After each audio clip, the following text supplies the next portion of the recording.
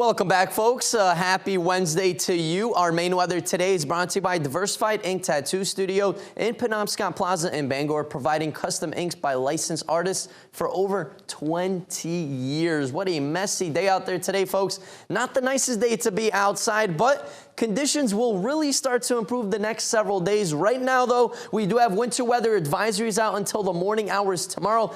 It's April. It still feels like winter, though. I know it should be in the 40s, 50s even, but don't worry. Warmer and much nicer weather will be back by next week. First, we got to deal with all this wintry mess.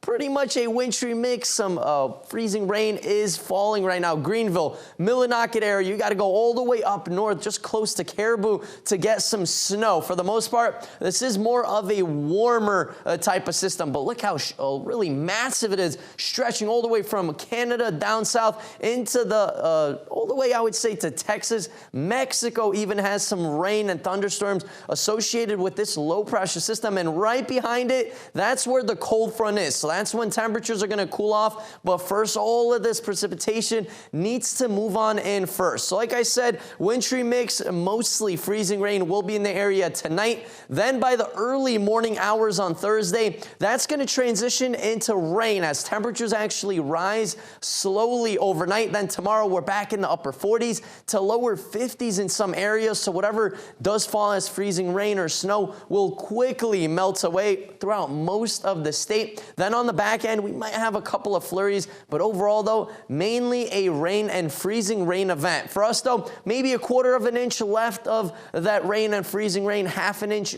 maybe slightly a little bit more in some spots in the most eastern part of the state. Of course, all those heavier bands of snow and freezing rain will be moving on in. So take a look at the last several weeks. We've been very cloudy. We haven't really had any days that were mostly sunny or sunny overall. So lots of clouds have been sticking around with us the last several weeks, and that's going to change. We're going to see lots of sunshine with temperatures.